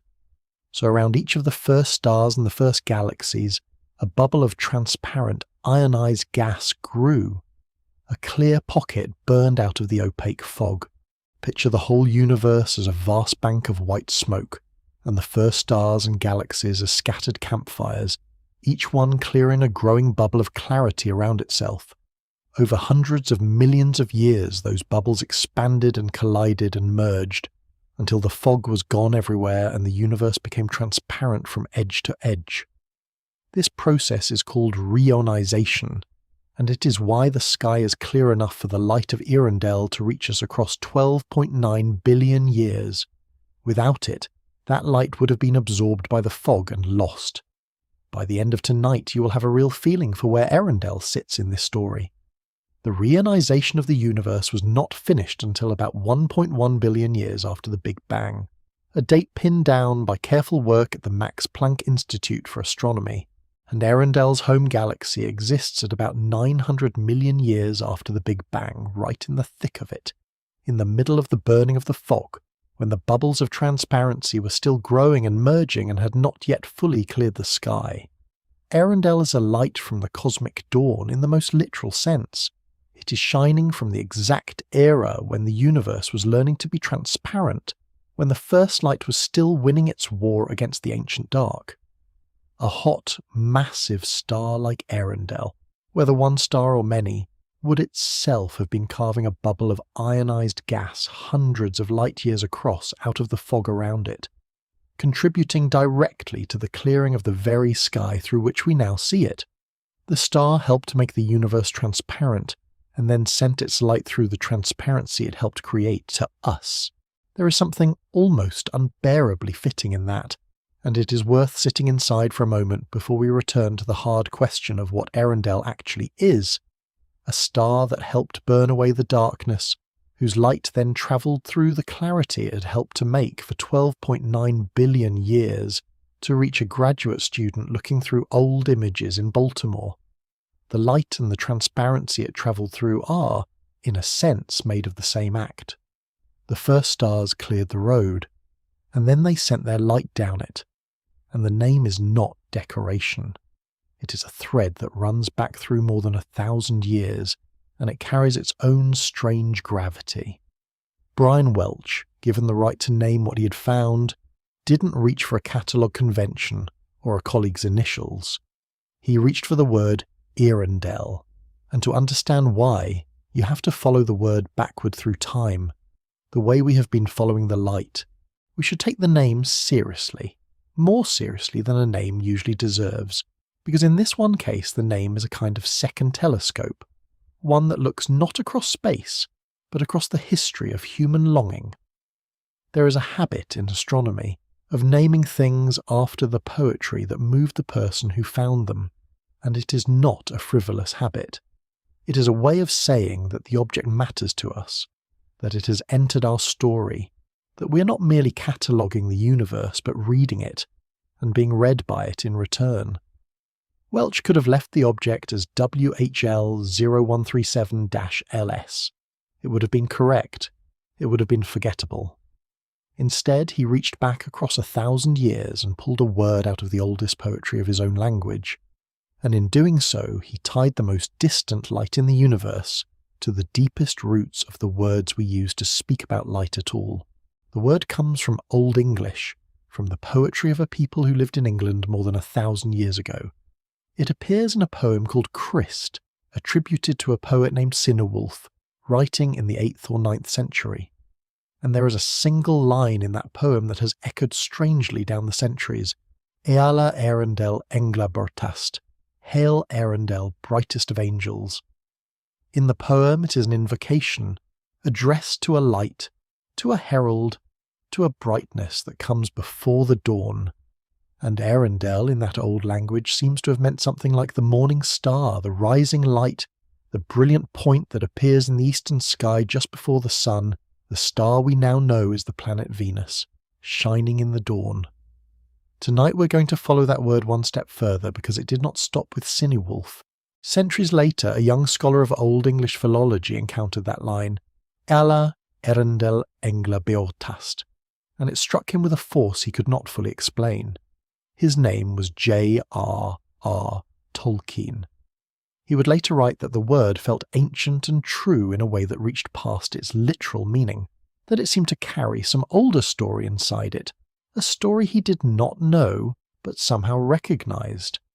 And so Tolkien did what he did with so many fragments of old language that moved him. He built a world around it. he created a character named Earendil, a mariner, half-elven, who in his great legend sets sail across the sky itself with the last of a set of holy jewels, the Silmarils, bound to his brow, and who is set among the stars as the brightest light in the heavens, a beacon of hope shining down on a world in darkness. In Tolkien's mythology, Earendil becomes the morning star, the very thing the Old English word had meant all along, and in the story that made Tolkien famous, the light of that star is captured in a small glass vial and given to a hobbit named Frodo, to carry as a light in dark places when all other lights go out. By the end of tonight, the layering of that will have settled fully into place, so let me lay it out gently. An Old English poet 1200 years ago wrote a line hailing a bright morning star. A scholar of that poetry, in the 20th century, was moved by the word and built a mythology around a mariner who becomes that star, carrying the last light of an ancient world through the dark.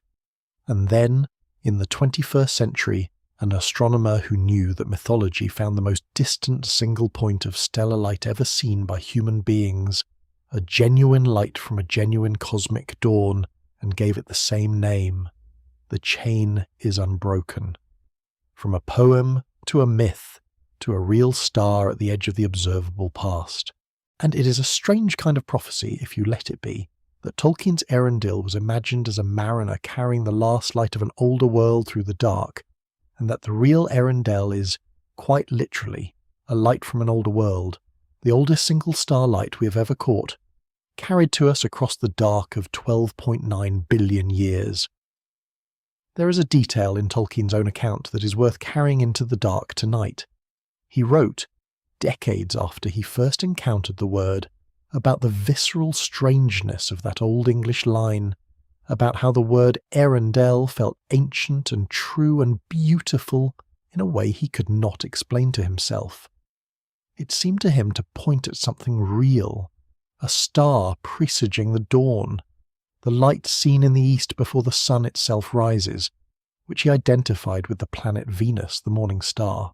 He carried the word for years, half understanding it, before he found what to do with it, before it grew into the mariner and the Silmaril and the whole vast architecture of his mythology. He was moved by a fragment of ancient language about a light in the dark, and he could not let it go. And a lifetime later, on the far side of that mythology, an astronomer moved by the same tradition attached the same word to a real light in the real dark, the oldest single starlight ever caught. It is as if the word had been waiting, all those centuries, for a light worthy of it to be found. NASA confirmed that the Tolkien reference was intentional. Welch knew exactly what he was doing when he chose the word, and there is something in that choice that honours the whole enterprise, because astronomy, at its deepest, is a form of reading the past, of catching the last light of things that are gone, and holding it, and trying to understand it. Tolkien's mariner carried the last light of an ancient world through darkness as a sign of hope. The astronomer who named a real star after him was, in his own way, doing the same thing, catching a light from the dawn of the universe and holding it up, and finding in it something worth all the years of patient looking. But tonight we're going to be scientists as well as poets, because the beauty of the name does not settle the hardest question, and the hardest question is still open. Is Earendel a star at all? For 3 years the answer seemed settled. A single star, or at most a very tight binary, a point of light on a caustic magnified thousands of times.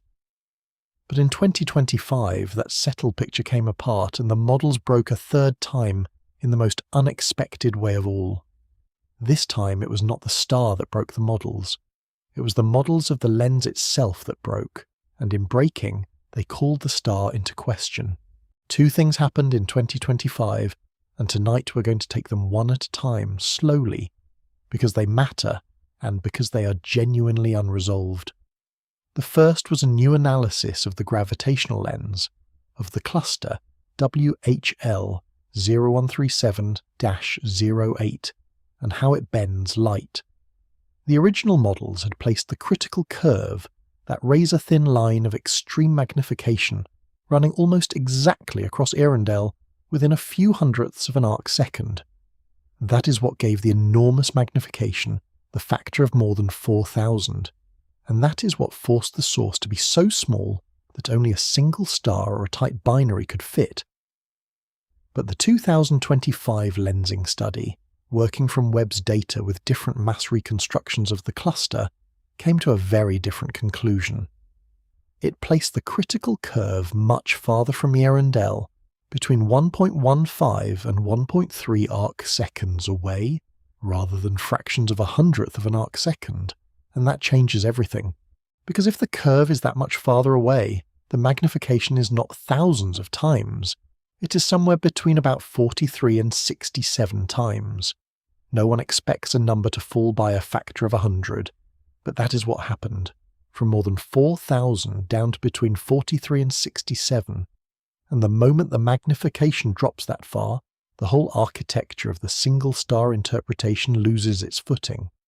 Because Earendel's observed brightness is fixed. We measure how bright it appears. To explain that observed brightness, you multiply the object's true brightness by the magnification. If the magnification is 4,000, then a single star, made 4,000 times brighter, is bright enough to explain what we see. But if the magnification is only 43 to 67, then a single star is not nearly bright enough. To account for the light we actually measure, at that lower magnification you need far more than one star, you need many, and the size constraint relaxes too. At 43 to 67 times magnification, the source no longer has to be smaller than a single star. It can be larger, large enough in fact to be a compact cluster of hundreds of stars. Let us be careful to explain why this is a genuine debate, and not simply one group of astronomers correcting another. The true magnification of Earendel has never been measured directly. It cannot be. It has to be inferred from a model of how mass is distributed throughout the lensing cluster, and that model is built from the arcs and images the cluster produces, which are themselves incomplete clues. Different teams, using different methods to reconstruct the cluster's mass, produce different maps of where the critical curve runs. And because Earendel sits so close to that curve, a small difference in the map produces an enormous difference in the magnification. It is a bit like trying to measure how much a lens magnifies by studying the blurry image it produces, without ever being allowed to hold the lens itself. Reasonable people, doing careful work, arrive at answers that differ by a factor of 100. This is not sloppiness. It is the honest difficulty of measuring something you cannot touch, at a distance you cannot cross, through a lens you cannot examine. And that is exactly what the second 2025 paper argued. Published at the end of July that year, it used Webb's near-infrared spectrograph, the instrument that spreads light out into a true, detailed spectrum, rather than the 8 coarse filter points of the imaging camera, to measure Earendel's light more finely than ever before. And what it found was that Earendel's spectrum, its distribution of light across colour, was very well described not by a single hot star, but by a simple stellar population, a whole group of stars of similar age formed together. In fact, the paper found that Earendel's spectrum looked nearly identical to that of a nearby object, in the same arc that everyone already agreed was a star cluster. Both showed intermediate ages, somewhere between 30 and 150 million years, and both showed metallicities of 10% solar or less. Earendel on this reading is not a single blazing blue star. It is a compact cluster of ancient stars, a tight knot of hundreds of suns, so densely packed and so far away that even the sharpest telescope ever built cannot separate them into individual points. We have to be very careful here, because it would be easy to say that the star has been debunked, and that is not true, and the scientists themselves have been scrupulous about not saying it. The 2025 cluster paper states, in plain terms, that while its work demonstrates that Earendel could be a cluster, it does not prove that it is. It says that proving it is challenging, that certain features you would expect from a single star might simply be beyond our ability to detect, or might be reproduced by a cluster of the right properties. The single star interpretation is not dead, it is contested. And the two readings, star and cluster, remain genuinely, honestly unresolved, sitting side by side in the literature, each supported by careful people looking at the same data and drawing different conclusions.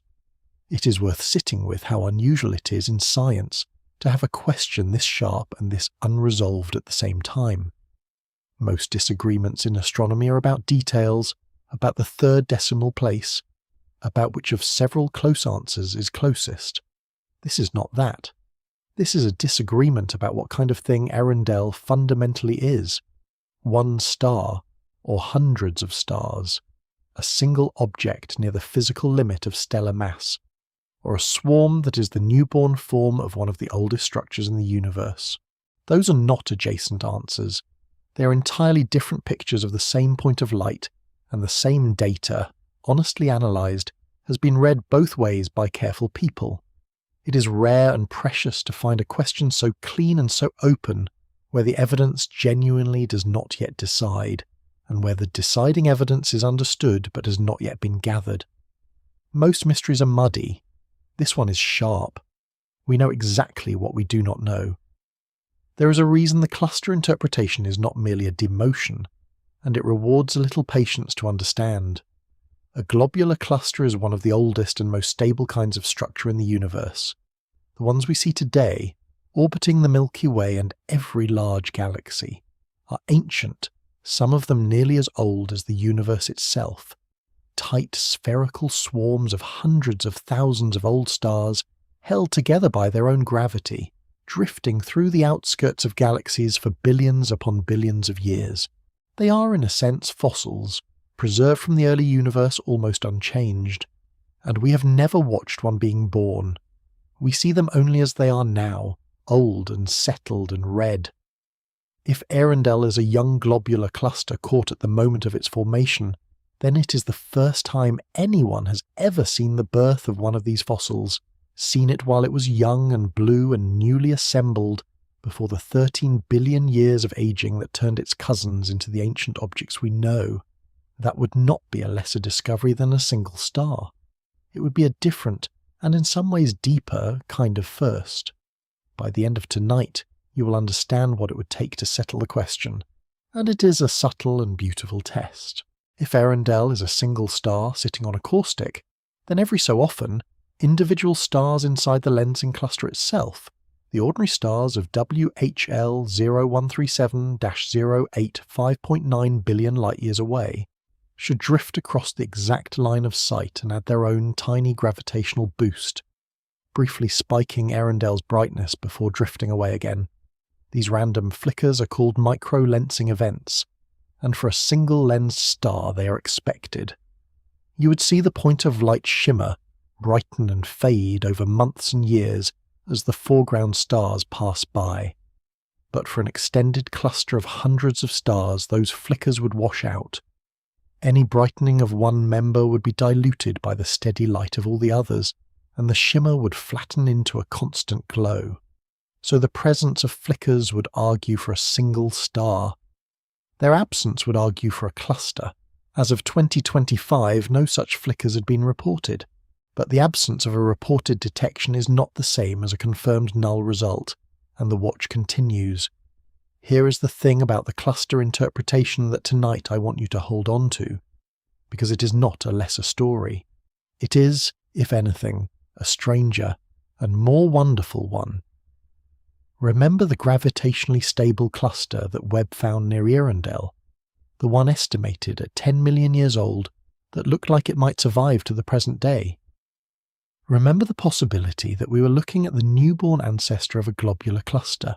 Well, if Earendel itself is a cluster, then it too might be a globular cluster progenitor, a young tight swarm of stars caught in the act of formation, the kind of object that, over 13 billion years, settles and ages into the ancient globular clusters we see orbiting our own galaxy today. Spheres of hundreds of thousands of old stars like Omega Centauri, or the great cluster in Hercules that amateur astronomers point their telescopes at on summer nights. No one predicts, when they set out to study the most distant star ever seen, that they might instead be watching the birth of a kind of object that is still with us, still orbiting galaxies, still shining, 13 billion years later. But that is the possibility. If Earendel is a cluster, then somewhere out there in the present-day universe, that cluster, or one just like it, may still exist, grown old and settled, carrying inside it the very atoms that its stars forged in the first billion years of time. Astronomers may have spent 3 years measuring the temperature and colour of the birth cry of a globular cluster that is still alive. The star that broke the models by being too far and too bright and too individual may turn out to be a cluster that breaks them in an entirely different direction by being the earliest direct look at how the oldest surviving structures in the universe were born. Tonight we're going to hold both possibilities open, because that is the honest thing to do, and because there is a particular kind of peace in holding an open question without forcing it shut. Earendel is either a single, massive star, one of the most extreme stellar objects ever glimpsed, dead now for almost the entire age of the universe, its last light finally arriving. Or it is a compact cluster of ancient stars, a globular cluster caught at its birth, the earliest such object ever seen, still perhaps alive somewhere in the present-day sky, or it's something in between that we do not yet have the words for. And the wonder does not shrink depending on the answer. The wonder just shifts from one astonishing thing to another. The argument about what Earendel is does not reduce the awe, it only repositions it. Whichever answer is true, we're looking at something no human eye had ever resolved before.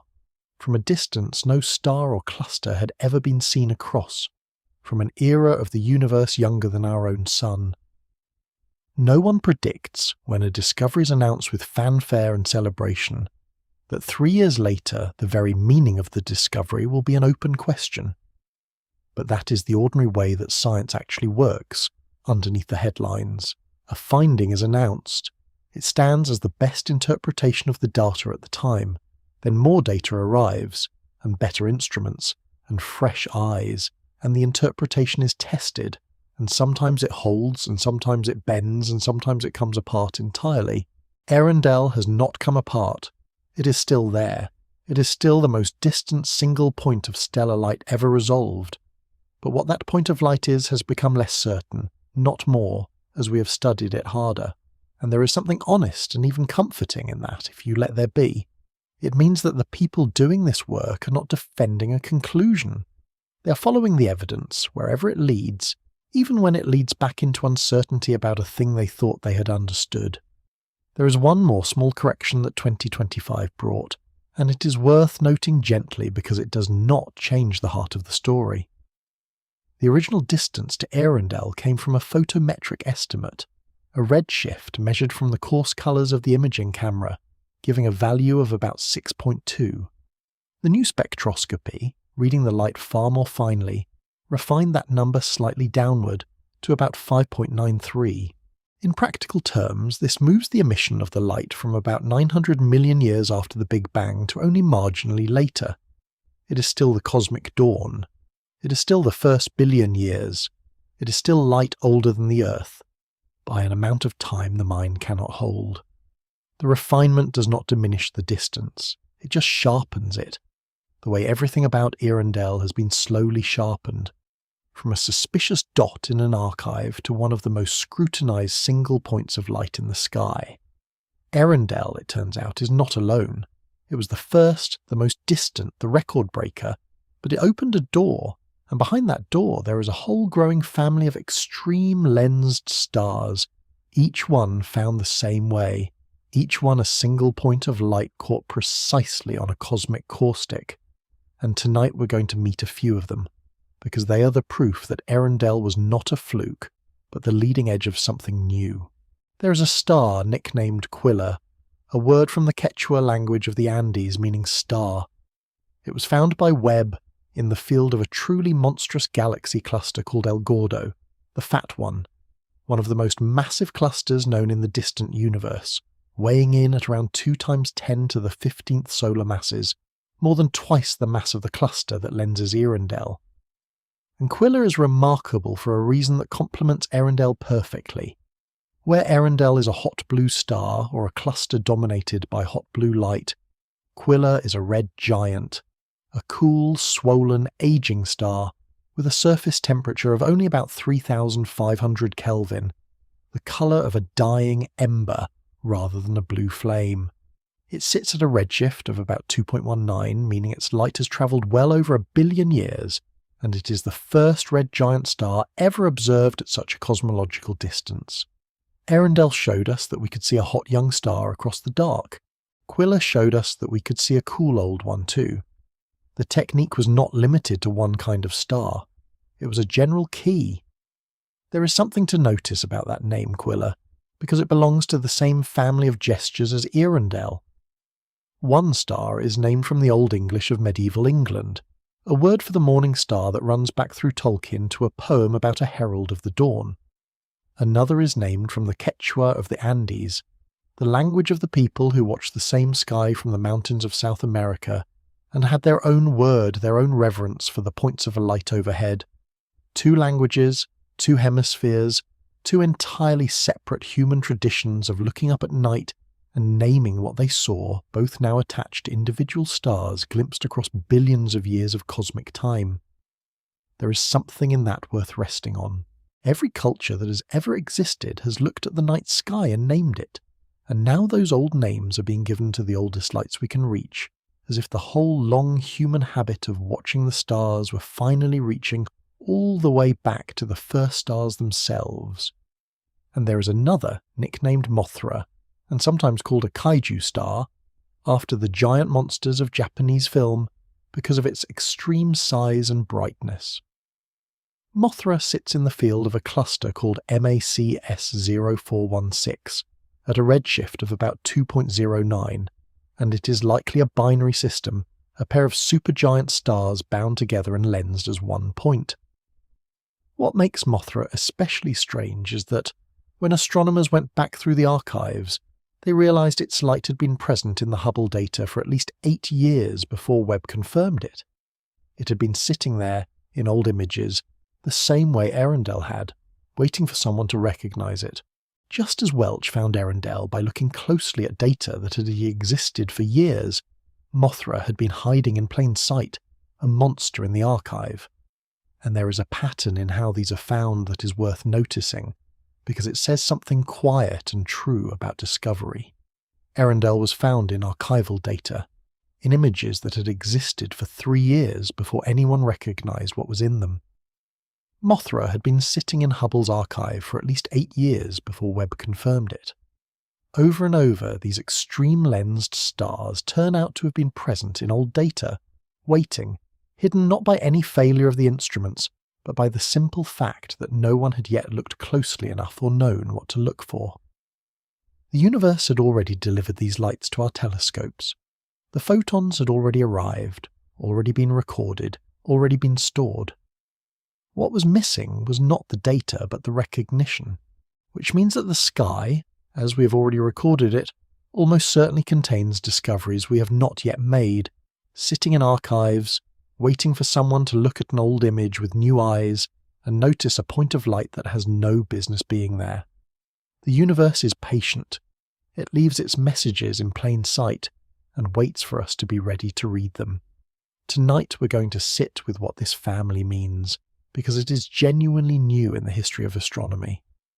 For the entire history of the science, until 2018, no one had ever seen an individual star beyond our own local group of galaxies, the small handful of galaxies that neighbour the Milky Way.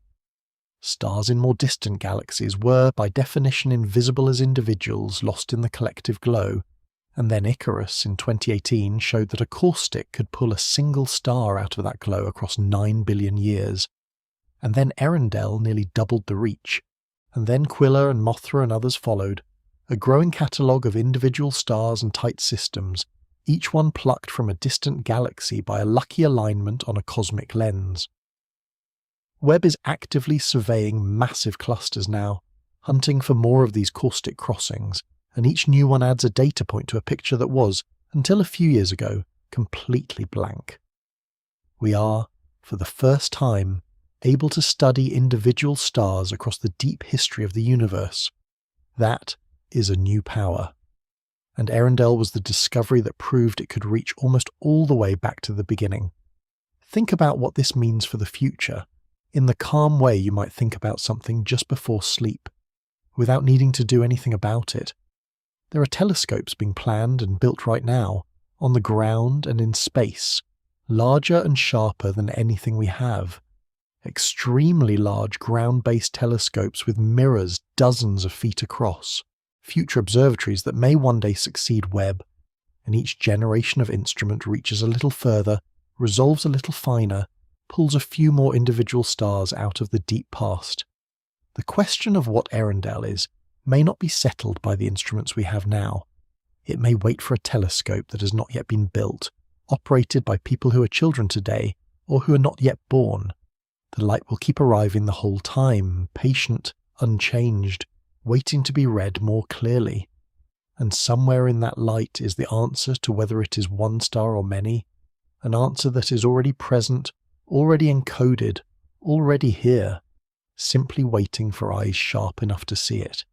By the end of tonight, I want the full weight of that to have settled on you, gently, the way sleep settles. For all of human history, the stars of the deep past were unreachable.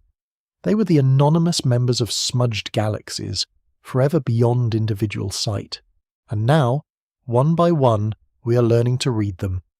To catch a single one, magnified by the accident of a cluster's gravity, and to measure its heat and its colour and its age, and to argue about whether it is one star or many, and to name it after a mariner from a myth about the last light of an ancient world. We are only beginning to learn to read individual stars across cosmic time. Earendel was the first sentence of that new reading, and we are still, years later, arguing about what the sentence says. And that, in the end, is what makes Earendel worth a whole night of your attention, worth falling asleep inside of. It is not simply that it is far, though it is farther than any single star ever seen. It is not simply that it is old, though its light is older than the Earth. It is that it is genuinely, honestly uncertain, in the way that the best mysteries are uncertain. Not because we have failed to look, but because we have looked as hard as it is currently possible to look, and the answer is still not clear. Is it a star? Is it a cluster? Is it a hot blue monster near the physical limit of stellar mass, dead now for almost the whole age of the universe? Is it the newborn ancestor of a globular cluster that still orbits some galaxy in the present-day sky? We do not know, and we're learning to be at peace with not knowing, while we build the instruments and gather the light that might one day tell us. Tonight, we're going to let the story come to rest slowly, the way the light itself came to rest at last on Webb's cold mirror after 12.9 billion years. And to do that, I want to leave you with 3 things to carry down into sleep, 3 things to hold in the quiet as your breathing slows and the dark comes up around you. The first is the light itself. Somewhere above you right now, whether you can see the sky or not, that light is still arriving. Not the same photons that struck the telescope, those are captured and counted and turned into data, but the ongoing stream of it, the beam that left a star, or a cluster of stars, in a universe only 900 million years old and has been travelling ever since, across 12.9 billion years. Through the burning of the primordial fog, through the birth and death of galaxies, past the ignition of our own sun, past the cooling of our own Earth, arriving now, tonight, still faithfully arriving, a message with no messenger left behind it, the last light of something that ended before there was anyone anywhere to mourn it. Hold that. The light is still coming. It has been coming the whole time you've been alive, and it will keep coming long after. The second is the question. What is Earendel, truly? A single star at the edge of what a star can be, or a swarm of stars too tight to separate, or something we do not yet have a name for?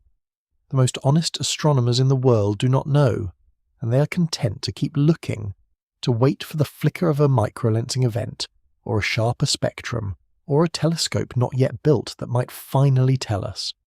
The question is not a failure. The question is the frontier.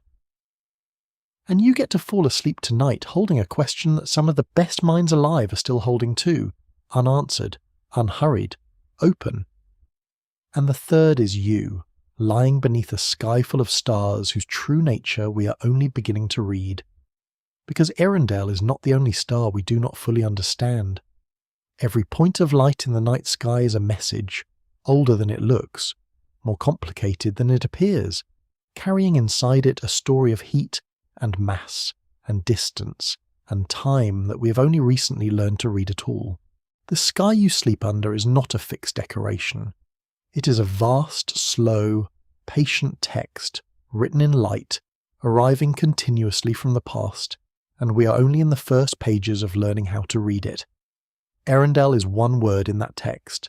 There are more words than there are grains of sand on every shore of the world, and each one is its own long story of fire and distance and time. So let the light keep arriving. Let the question stay open. Let the sky be what it is, unread and enormous and patient.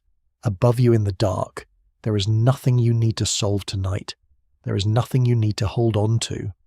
The light took 12.9 billion years to get here.